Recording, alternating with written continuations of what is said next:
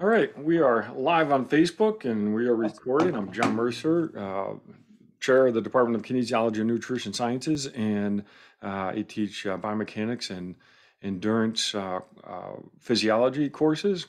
And I am so glad to have a guest on here to talk with one of our past students, one of our alumni, Jared Yoger. Jared, how's it going? I'm doing good. How you doing? Good, good. And we've got to also mention your counterpart, your wife, Kendall Galore, is also an alumni of UNLV. How's it going? How's she doing? Oh, she's good. She's around here somewhere. I think she's still trying to get her little man wrangled. Yeah, yeah. So you've got a 10-month-old, which is Yeah. exciting. And we already talked ahead of time that 10-month-old is already on skates. Oh yeah. So Jared is a big hockey person, from playing at UNLV, the hockey club, to working with the Golden Knights, and now has his own business. Him and his wife has his own business, off ice fitness facility, which is really centered around hockey. So it's going to be a lot of fun hearing a little bit more about your background and how you got to where you are. So are you still playing hockey? Let me start with that. No, it's funny. When I think it was when I was finishing my master's. I also was coaching UNLV's roller hockey team. I had stopped being involved with the ice hockey team, and partway through the year, the team folded because we just had a lot of players playing on both teams, and just schedule wise wasn't working. And I got so busy after my master's with work and life that I stopped playing. And then I had some alumni friends of mine that pulled me back out of what I'll call retirement after about 5 years, and I started playing again this past summer. So Awesome. it was lost for a little bit, but it's been great getting back to it. Oh, I love it. So give us your hockey background then. When did you start playing? So I actually grew up playing hockey here in Las Vegas. My brother, my older brother, about 5 years older than me, he actually was one who got us playing hockey. There's a little roller hockey rink down the street from where we live that we kept just driving by different points of the week, and he just kept pestering my parents. So they finally let him play, and I just kind of joined with him. So I started playing when I was about 5 years old, Mhm. just recreationally. And then as I got older, till about 9, 10, 11, I started playing competitive, where we have teams that would travel all around the West Coast, Southern California, Utah, Arizona, every now and then across the country to places like Florida. And then that just kept me going to playing club hockey with UNLV. Mhm. And then I played competitively with UNLV through my undergrad. And then when I graduated, I took a year off to start my first year of my master's. And then I finished my master's my second year. We were coaching the team my second year, and it was actually the year after my master's the team folded. So I misspoke earlier. So Mhm. I coached a year, um, that last year of my master's in 2016, and then 2017 is when the team folded. Mhm. Wow. Well, so yeah, so you've been involved. It's great to hear because Vegas has a long history of having hockey here. Mm-hmm. It just didn't really, catch fire until the Golden Knights moved to town. But there's, club sports, like you said, all along. What does the age group hockey scene look like now compared to when you started? It is absolutely insane. So we're lucky enough to be in a hockey rink for work, so we see at least one of the rinks. So when I was growing up, there was one ice hockey sheet, not a rink, just one sheet of ice in the valley. And then it expanded to, I think, three before the Knights came. Now there are seven sheets between four rinks. And you've got kids out there as young as 5 or 6 playing hockey now, Hmm. up to college at UNLV, and then obviously the Knights organization. There's juniors hockey, but it went from maybe one or two teams in an organization to three different organizations with multiple teams from 8 and under on up competitively, and then just recreational hockey with kids down as young as 6, and even younger than that. There's kids just out for they do what's called learn to skate. So Hmm. on a bike helmet and a pair of rental skates, and get on the ice for the first time. And it's astounding seeing how fast it's grown, even Hmm. just in the last few years. Yeah. Yeah. And now we've got the All-Star game coming to Las Vegas, February, right? Yep. 2022. Yeah. Yep. I think it's the third through the sixth. Wow. And now, yeah, Las Vegans most of them can probably define what icing is. So it's Yeah. pretty amazing the level of knowledge that's increased on hockey too. So, Oh yeah. Yeah. So it's been amazing just to see that growth and that expansion. Yeah. Well, it's great to see you part of this, and you know, being starting a company that's really centered on hockey, which is really innovative and really entrepreneurial, and so great to see. But before we get to a little bit more about your company, let's go back and talk about your undergrad degree, and you talked about your graduate work. Tell us about your undergrad degree. So my undergrad degree was interesting. So I started at UNLV undeclared, and actually initially declared as a business major. And I mostly stayed because a lot of the guys I had grown up with right around my age group were playing hockey here. So I didn't know exactly what I wanted to do, but I knew I wanted to keep playing hockey. So it was more of staying in a comfort zone at that point. So after that, I discovered about 2 years in, I discovered kinesiology. So I started to get into it, and I started to get more and more fascinated, especially with biomechanics, just thinking about just the way biomechanics measures movement, especially early on before I really knew what it was like in the lab and things like that. Even especially like kinematics and 3D tracking and thinking about how they use that just create video games. I'm like, wow, that'd be kind of cool to be able to use that kind of stuff to measure hockey and performance and all that. So that kind of piqued my interest. So that kind of started to steer me towards wanting to know more about the research side of the Mhm. equation when I was into my last couple of years of grad school, which was where I actually got introduced to you. So I actually I finished my graduate degree in undergrad, I should say, in 4.5 years. And then I spent that last semester of my fifth year before I actually graduated. Mhm. Was when I first worked with you and started doing some just research study to kind of get exposed to everything before my master's. So it kind of steered me that way as I went through. Oh, I love it, and yeah, that's neat to hear that you got involved with the research side of it, even as an undergrad, and that's always a great opportunity to explore things a little deeper. And I know there's a study that we talked about that we never did, but it keeps popping up every now and then too, especially with the growth of hockey here, and that's the slap shot Uh-huh. work. And I still love how you explained to me how the mechanics of the slap shot and the importance of the stick, and so that was pretty neat. Yeah. So now, with this interest in research, then you pursued your graduate degree. Tell me about that a little bit more. So when I got into my graduate degree, I know, especially early on when we were discussing what I want to do for my research project, I was always going back to hockey because that was always the big thing. And the hardest part was at that time, the Golden Knights weren't even a thought. I think my towards the end of my master's is when there was talks of like the season ticket drive and all that, but hockey wasn't anywhere near what it is now. So when we were looking at different things, we were running into, I think, just constraints on data collection. So we talked about doing the slap shot work, and that was tough because look at some of the kinetics on point of contact. We'd have a hard time calculating through all the different force vectors.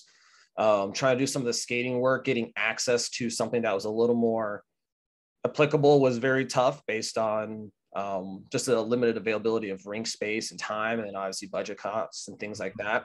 So the other thing I was actually really into through my end of my undergrad and grad school was cycling. My Mhm. dad worked with a veteran group for cycling for veterans, and I got really involved with that and a lot of cycling. And that's, I think, another area that you and I share some common interest in because of your endurance background, just Mhm. the slight endurance background that you've got. So we ended up going towards the cycling route and working on my master's, which ended up being just looking at kinetic and muscle activity differences just on different training modalities as far Mhm. as riding your bike outside versus on a stationary trainer, which is something that's pretty common. Yep.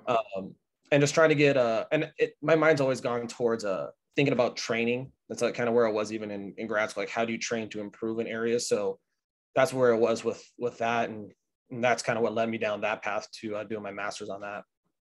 Oh, I love it. I mean, yeah, you're always trying to figure out not only the interesting research areas, but then also you got to figure out what's available. And you're right. At that time, we just did not have easy access to ice or even some of the instruments that we would need to be able to do that slap shot study, which I really like that idea still. So maybe we'll come back and visit that at some point. I like it. I like it. But I think that's a great thing for people to hear, and students especially, is You just got to keep, searching and keep asking the question and following that path. So let me ask you a sort of a funny question. You're very successful right now, but at what point, either through your undergrad or your grad, did you have a sense of what you wanted to do when you were done with your degrees?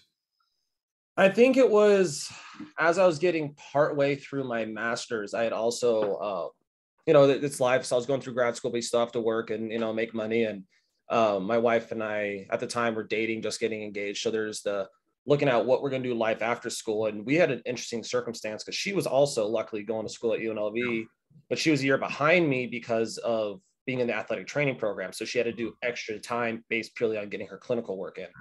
So for me, part of it was looking at, well, what can I do as far as work is concerned? So I always had some fascination with training. So I actually studied and got my strength conditioning certification through the NSCA and started working with UNLV's club hockey team at that point, which was at that point, it's nowhere near where it is now. It was a level down, not nearly as organized. Had the current management coaching group that's here now was first coming in back then to revamp everything. Mm-hmm. So I was more just dabbling in strength conditioning and just use it as like a side way to make a little extra money while I was also, working and going to school and finish my grad degree. And then as I was working with them and then just doing some other private work, I started thinking about the marriage between biomechanics and just using instrumentation for measurement as far as training is concerned, along with like hockey, and how at that point, especially in Las Vegas, it wasn't something overly utilized. I've been lucky enough to even go to specific conferences for hockey and talking with some coaches in the field in different areas in the NHL and in college, and how they were using it. And at that point, it was starting to be used, but not to the level it is now. So at that point, I'm like, well, that'd be kind of cool. And then I found an internship opportunity as I was graduating in I think it was in Santa Barbara, actually, working with a company called P3. And I know they got a location in Santa Barbara and Atlanta. So it was an internship to work with them, and they'd work with NHL and Major League Baseball, NBA, college, and they used biomechanics extremely specifically with actual, kinematic markering, force plates, looking at all that to drive a lot of their training. Unfortunately, I actually didn't finish pursuing that just based on life, and I would have had to relocate right before Kendall and I had our wedding, which wasn't going to work out all that well for either of us. So, but that's kind of where it was. Is I actually ended up falling into it as a side job that kind of, as I got experience in the private side of my side job and doing what I was doing with my master's, it allowed me to have that marriage on the ideas and start really piquing my interest that way on how I can apply all that. Oh, I love it. And that's so great. And, I think what's really good for students listening to this is just hearing you talk about all the different experiences you were getting outside the classroom. Not only from getting involved with research, but the internships and what have you, because no one's requiring you to do any of that, and yet you went out and sought that, and that's really how you sort of take charge of your degree and your experiences. All right, so you finished your master's work. How did you lead to where you started a business? So when I finished my master's, Kendall was finishing her first year. She had another year, so we knew we weren't going anywhere. So at that point, it was wait to see what was going to be over with when she finished her master's and her research, and then at that point, then figure out where we wanted to take our next steps on what job opportunities would be out there. So I actually went for a short, it was supposed to be for a short time, and worked privately in just a private training sector at Lifetime Fitness. And it's funny, I initially thinking I'm just going to do this for a short time and look for something. And then just the way that, life evolved with her finishing her master's and getting her internship with the Knights themselves, as they came in, we just stuck around a little bit longer and a little bit longer. And then I ended up getting an opportunity for the year right before the pandemic to work with Cirque du Soleil as a strength coach. So I did that. And so between the two, I started to get a lot of experience working with athletes in Cirque and artists. And then I still actually learned a lot working in the private sector at Lifetime that I use a lot, even with athletes now, even though I wasn't working with a lot of athletes there. But I started to realize as I was working in that private sector that we were more and more realizing we weren't going to try to leave Las Vegas too much. So if we were going to try to have an opportunity to work in the area that we're in now, we need to start almost trying to make that happen for ourselves versus waiting, because a lot of times in markets where hockey gets really big, team comes in, it takes years and years and years for those opportunities to come just as a job. Someone else has to take that first step. So we go, well, why not us? So then we started drawing up business model plans, and we spent about 3 years working on this, trying to get in initially, and that didn't happen with the prior management group there. So then we kind of put it on the back burner, and then when the pandemic shut everything down, I was very fortunate that one of my my clients at Lifetime worked with the Knights on the business side of things, and he's a really great guy, and that relationship really helped us get our foot in the door. Between that and Kendell working with the team, and kind of helped us lead down into getting the business started a little over a year ago. Oh, I love it. All right, so I want to hear more about the business, but I do need to say, Brian Bernstein did say hi on the live chat here. So, How you doing, Brian? No, he's down in Florida now. It's great seeing that he's doing some great stuff down there. yeah, and that's neat. I mean, that's an opportunity that was really and is unique to Las Vegas. And Brian was in charge of really the science aspect of preparing athletes. So that's neat that you cross paths there with him. All right, so tell me about your business. So this is off ice facility, huh? Yeah, so our company name is Off Ice Athletics. So we started just over a year ago, and as we've grown, you know, our who we work with, like our clientele is really a very, I look at things along a spectrum. So we really have two sides. We have our athletes and our athletic population, and then our general population. So I have a lot of general population clients that I worked with on over at Lifetime. I worked with through the pandemic and came over with me since we're right next door to their Summerlin facility. And then when we came in, being in the building, we started to see a lot of hockey athletes starting this past summer. So we now have kids that we work with, whether it's individual or teams, as young as 9 and 10 years old, and just starting to play competitive hockey, up to NCAA Division One college hockey players, and just that whole spectrum in between. We worked with one of the minor league hockey players for a different organization for a short time in the summer as well. So it's been a lot of fun. It's been challenging and rewarding as far as the coaching and the science side of things. That's the way my mind works on working with such a wide spectrum of athlete, but it's been a lot of fun. Hmm. Yeah, no, that's great. I love it. I can't imagine what it's like to run your own business. I know that's a lot of work. So maybe talk about what are some of the challenges and what are the big successes that you've had? So do you want me to go more business side to start, or more on the coaching and application side? Oh, yeah, either one actually. What? So I think the biggest then, if we're going to go either one, the biggest one was really just the day-to-day operational management of a business. Luckily, I said I've been exposed to it before at Lifetime under a different model, but I still had to have a lot of control on managing a budget, working on, you know, all the dollars and cents stuff on the back end. And so I had a little background with that because I worked in the private sector about 4 years prior to that. And so that allowed me to have at least an inkling of what was going on. I wasn't completely new to it, but then just the day-to-day operations on just a lot of the business structure setups and things like that.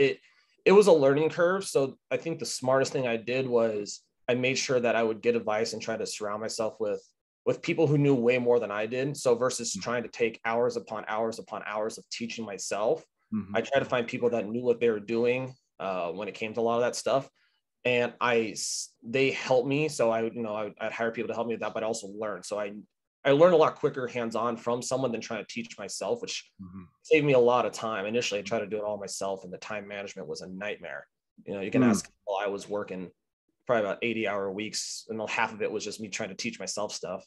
Oh, that's tough. Yeah, and I always feel bad because I know with our degree, our undergrad degree especially, we know that a lot of our students like to go into the industry, but yet we don't have actually business classes built within the industry or within our degree program. And I know that that's a whole nother world. And so that I'm not surprised that you were able to teach yourself. And I really like your approach of bringing in other people with the knowledge to help out. But that I can see that being a big challenge. Well, and it's funny, you think that it would be mostly when you're running your own business. Cause I know I'm not your only student that does. I know Max is doing out in Mhm. Henderson. Yep. He was doing a lot out there with his group, and I always followed his stuff. I know how well he was doing stuff. Mhm. But even when you work for an organization, when I worked for Cirque, wasn't up at the top when it came to coaching. I was lucky just to be primarily just hands-on with artists. But like, I know Brian's on this, and even work in the field, you get to a whole level of business side of things, or even when you work for, an athletics organization, whether you're working with multiple teams in a college setting, a private team like the Knights, at any level, you have to have some level of that business sense, because that's just the way the world works on keeping that stuff going. So it's been an eye opener, but I think that's been the biggest thing I've learned the last year on that side of stuff, and it's helped out a lot as we go into our second year here. Oh, that's yeah, that's impressive. It's a lot. So where do you find yourself spending time now, on the business side of running, or do you find yourself doing what you really wanted to do, which was the coaching as well? So it's funny. I found myself going so far into the coaching, I was falling behind on the business, and I was going. Then I went so far into the business, I was falling behind on my coaching. So Hmm. I did a couple of things. So one, I was recently able to hire a young man. I shouldn't say young man. He's actually a couple years older than I am, but I hired a coach to help take the workload in, because we were very fortunate in having a lot of training coming through the gym. And as stuff was starting to pick up in the gym, Kendall actually just started working back. Excuse me, she went back to work for Cirque uh, as a therapist with one of the shows. So I was working primarily on my own. So I was able to hire a coach who helped me. Who's been helping me a lot with my hands-on coaching.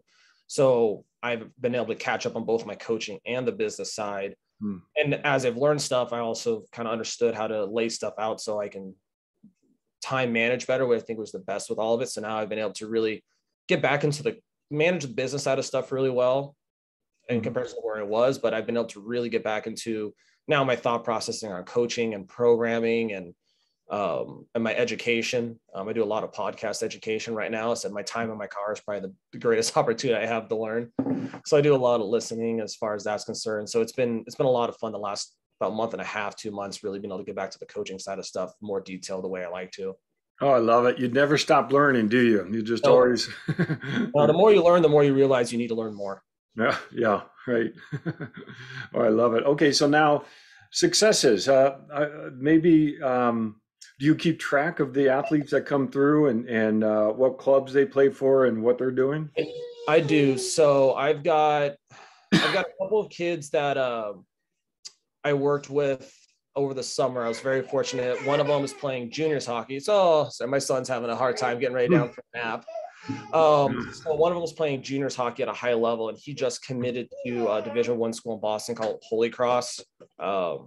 Now, this is my first year working with him, so he already had, he was a great hockey player before I started working with him, and he'd had a lot of physical development leading up to. So we were able to really have some fun this summer, doing some more detailed work into the programming, and he's been having a really good year in his juniors year, moving up in the team.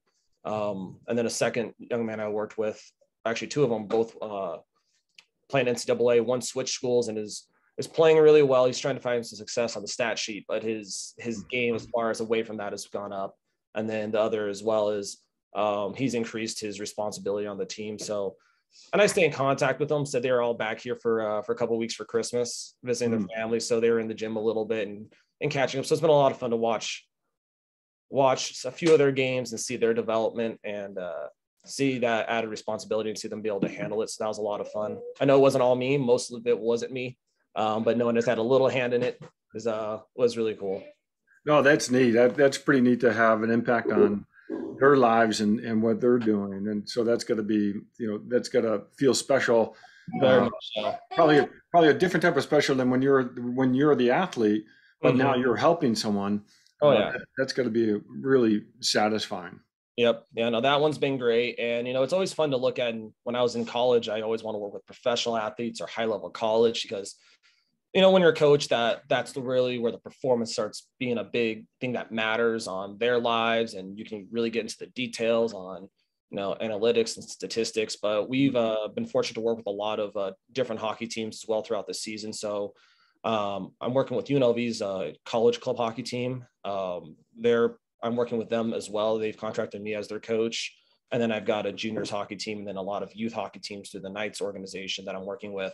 And no, they're all having a lot of success this year, and a lot of that has to do with their coaching on ice. They've got a great group of coaches through all the different organizations, but being able to work very detailed with all the coaches and see the guys have physical development on the younger ages, then have that help, and seeing that response from coaches, seeing that their guys are getting a little more athletic and a little more developed on the younger age, and the older kids are able just to kind of maintain the outputs they need to play well night after night. It's on managing that workload. It's a spectrum, but it's been a lot of fun just seeing the success as far as that's concerned across that. That's fantastic. Boy, this is so great to hear. The other thing I'm doing at UNLV is working with the Sports Research Innovation Initiative. And I remember this, that. yeah, this really got kicked off because of the growth of professional teams here in Las Vegas, Mhm. and recognizing that there's going to be a workforce that, is needed in the city to, in response to this growth of sports. And it's so neat to see you are a good definition of that workforce, where you've created this whole, business model, based, really spurred on from the professional sport team connection. So really great to see. And I think, students should recognize that sometimes you have to blaze your path, and that's what you've done. Oh yeah, and it wasn't easy. There's a lot of growing pains, and I think a big part that we were very fortunate able to blaze our path was a lot of relationships with people. It's no matter where you're at now, it's a lot of the relationships you develop with people, on whether it's on a professional level, an academic level. It pays off, whether it's just a good person to talk to run ideas off of, to we had a couple of relationships that were in a position to help us get into where we're at. Mhm. We never start off looking for relationships to benefit us. It's just that they've become beneficial. Just, we've been fortunate to be able to be around a lot of very good people.